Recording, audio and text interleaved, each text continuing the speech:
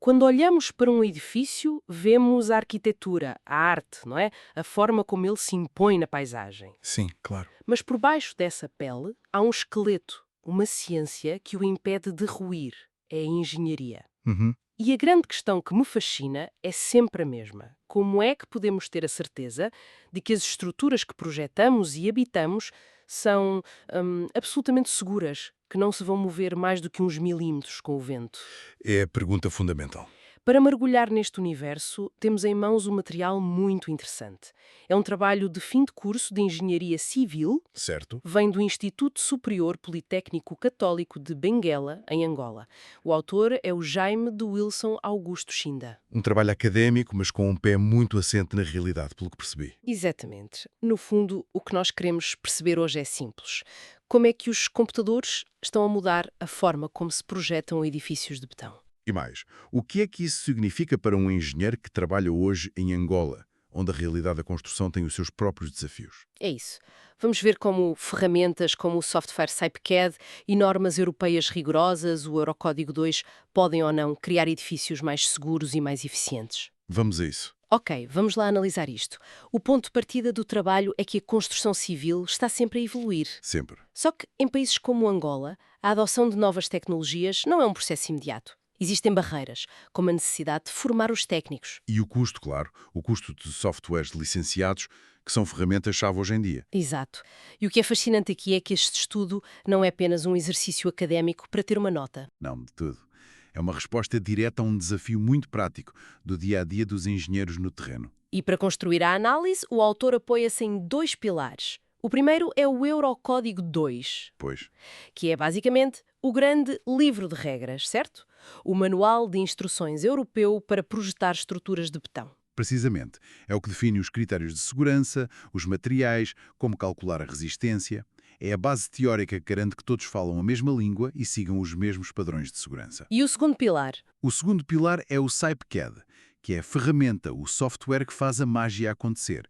É ele que automatiza os cálculos, que são incrivelmente complexos e permite modelar toda a estrutura em 3D. Portanto, temos as regras do jogo e a calculadora de alta tecnologia para jogar. Exatamente. E o grande objetivo do trabalho é testar esta combinação. Será que usar esta norma europeia e este software avançado é viável? Que vantagens é que traz para a realidade da engenharia angolana? É isso que o autor se propõe a descobrir. E para que isto não seja só teoria, o estudo foca-se num caso muito concreto, algo que conseguimos visualizar. Sim, um edifício habitacional de 5 pisos. Isso. O resto do chão é para lojas e comércio e os andares de cima, do primeiro ao quinto, são apartamentos T3, uma estrutura bastante comum, na verdade. O típico. A nível técnico, estamos a falar de um esqueleto todo em betão armado, com 21,5 metros de altura, e as fundações, a base de tudo, são sapatas isoladas. E vale a pena explicar isto de forma simples. Imagine que cada pilar do edifício tem o seu próprio pé de betão enterrado no chão para distribuir o peso. Ok. É isso que são as sapatas isoladas. É diferente de uma laje contínua, que seria como uma única sola de sapato para o edifício inteiro. A escolha depende muito do tipo de solo. E por falar em solo, o documento diz que o edifício assenta em areia compacta com uma tensão admissível de 0,4 MPa. Este número parece muito técnico, mas suponho que seja crucial. É absolutamente fundamental. Esse valor, 0,4 megapascals, diz-nos o quão forte é o solo, ou seja, quanta pressão ele aguenta antes de começar a ceder ou a deformar-se demasiado. Ah, ok. É a partir deste número que o engenheiro calcula o tamanho que as sapatas precisam de ter para garantir que o edifício não se afunda. Se o solo fosse menos resistente, as sapatas teriam de ser maiores para espalhar o peso por uma área maior. Faz todo o sentido. E o autor diz que todo o projeto foi guiado por três princípios que parecem ser um mantra de qualquer bom engenheiro: ser seguro, económico e executável. Sem dúvida. O primeiro, a segurança, é inegociável. A estrutura tem de aguentar todas as cargas previstas com uma margem de segurança enorme. Claro. O segundo, ser económico, é onde a arte da engenharia realmente brilha.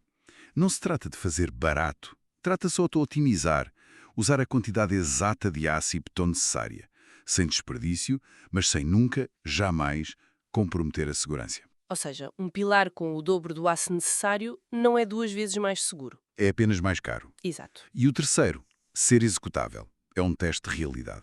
A solução tem que ser construtível com a mão de obra, os equipamentos e as técnicas disponíveis localmente. Não adianta projetar uma solução super sofisticada que ninguém em Benguela consiga construir.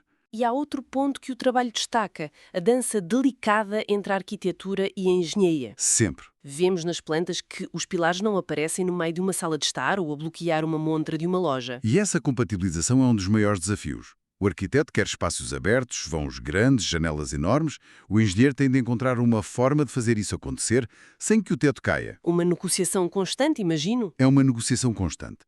Onde colocar este pilar, qual a altura desta viga para que não seja preciso baixar o teto, é um quebra-cabeças complexo que tem de ser resolvido antes de se colocar a primeira pedra. Então temos o problema, a teoria, a ferramenta e o caso de estudo. A tentação seria simplesmente introduzir os dados na máquina e esperar pelo resultado, mas, pelo que percebi, não foi bem assim que aconteceu, pois não? De todo. E essa é talvez a parte mais importante e reveladora de todo o processo. O autor usou uma metodologia híbrida que combina o melhor de dois mundos: o cálculo tradicional, quase artesanal, e a modelação digital. Como assim? Ele fez as contas à mão primeiro? Exatamente. A primeira fase chama-se pré-dimensionamento manual. Antes sequer de ligar o computador, o engenheiro, com base na sua experiência e em regulamentos mais simples, neste caso, o REBAP, o Regulamento de Estruturas de Betão Armado e Pré-Esforçado, faz uma primeira estimativa das dimensões de tudo. E temos exemplos concretos disso no trabalho. Ele calculou que as lajes maciças deveriam ter 20 centímetros de espessura. Definiu que os pilares teriam seções de 30 por 40 centímetros ou 30 por 50 centímetros. Sim. E é um cálculo fascinante para a sapata do pilar P13, que é um dos que aguenta mais peso, quase 1.233 quilonewtons. E para se ter uma ideia do que é esse peso, 1.233 quilonewtons é o equivalente ao peso de mais de 120 carros familiares empilhados em cima daquele único pilar. 120 carros. É uma carga brutal. E o cálculo manual inicial indicou que, para suportar esse peso, no solo existente, a sapata precisaria de ter uma base de 2 por 2 metros. Mas sejamos honestas, isso não parece um pouco redundante? Num mundo que caminha para a automatização total, insistir em cálculos manuais não é lutar contra a maré? Qual é o risco real se um engenheiro saltar essa etapa e for direto para o software? Essa é a pergunta de $1 milhão. E a resposta que este trabalho defende é que este passo não só não é redundante, como é crucial. Porquê? Funciona como uma verificação de bom senso, um reality check. O engenheiro desenvolve uma intuição sobre as dimensões corretas.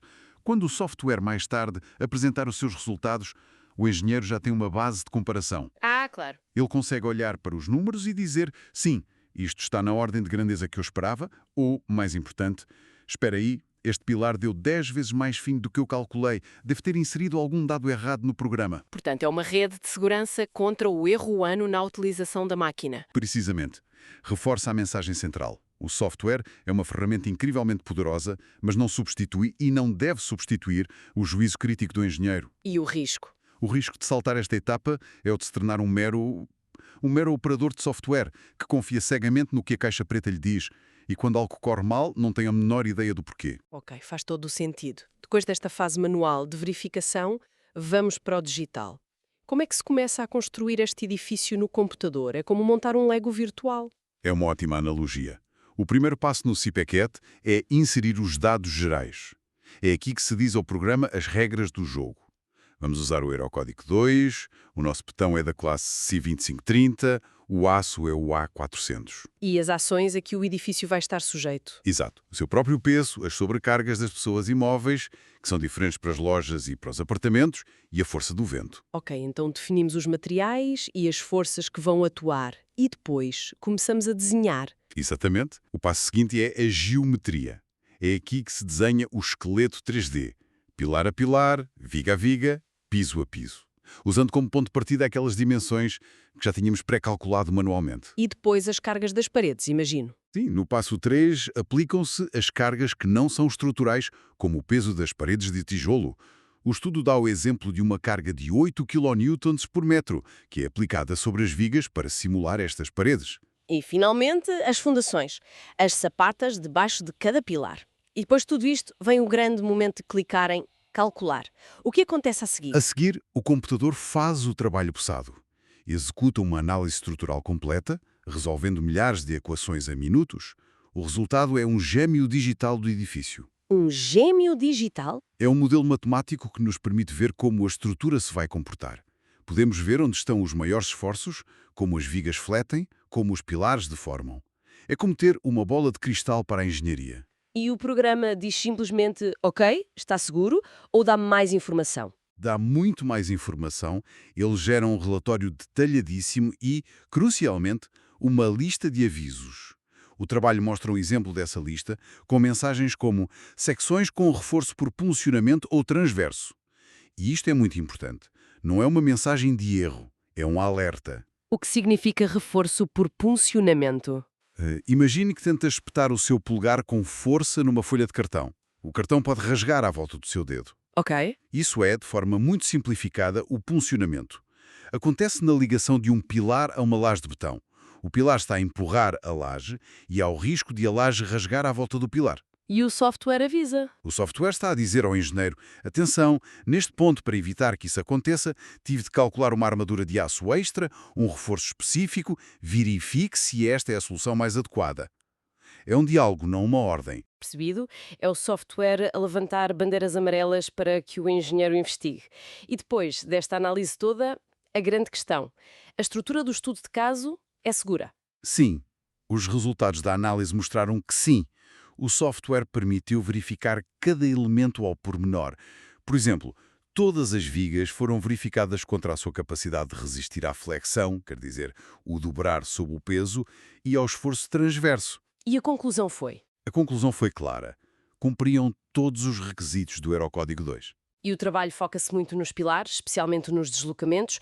Há uma tabela para o pilar P13, aquele com a carga dos 120 carros. Sim, No topo do edifício, a mais de 21 metros de altura, o deslocamento horizontal máximo foi de apenas 2,63 milímetros. é um número que parece insignificante e é mesmo.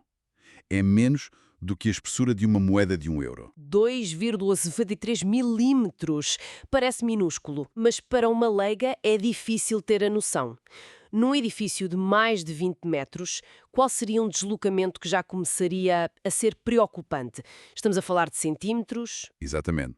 As normas geralmente estabelecem limites que são uma fração da altura do edifício.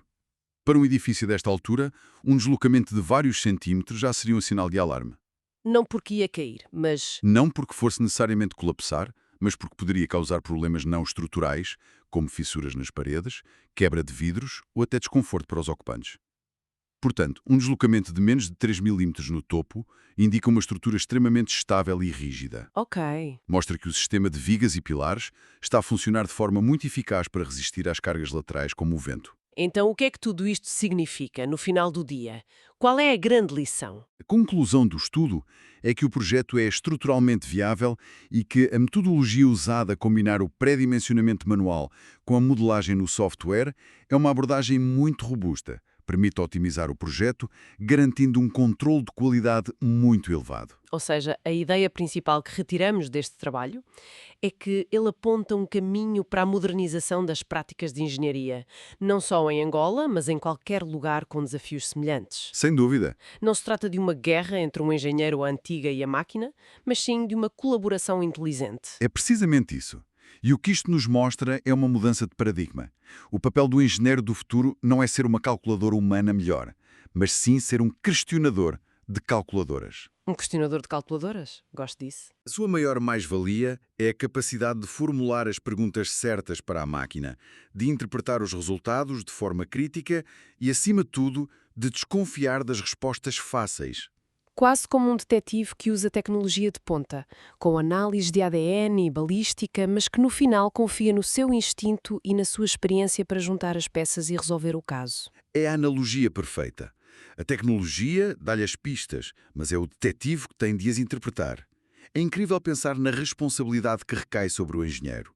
Um erro de cálculo, uma vírgula no sítio errado num programa destes. As consequências podem ser catastróficas. Exato. A confiança na ferramenta tem de ser enorme, mas a desconfiança crítica tem de ser ainda maior. E para terminar, o trabalho deixa algumas recomendações que nos levam a uma reflexão final, não é? Sim. O autor sublinha a necessidade de formação contínua para que os profissionais realmente dominem estas ferramentas e não sejam meros apertadores de botões. Certo? Recomenda que se validem os resultados dos computadores com dados do mundo real sempre que possível, por exemplo, medindo o comportamento de estruturas reais, e insiste na importância de manter registros detalhados de todas as decisões tomadas. O que nos leva a um pensamento final, talvez um pouco provocador. Sim, à medida que as nossas cidades se tornam mais densas e as nossas estruturas inevitavelmente mais altas e mais complexas, a verdadeira fundação de um edifício pode não ser apenas o betão ou o aço enterrados no solo. Qual é, então? A verdadeira fundação é a qualidade do diálogo entre a mente do engenheiro e as ferramentas digitais que utiliza. E isto levanta uma questão crucial para o futuro. O que acontece quando esse diálogo falha? Ou, pior, o que acontece quando se começa a confiar cegamente na máquina, abdicando do pensamento crítico que, como vimos neste estudo, continua a ser a principal garantia de segurança?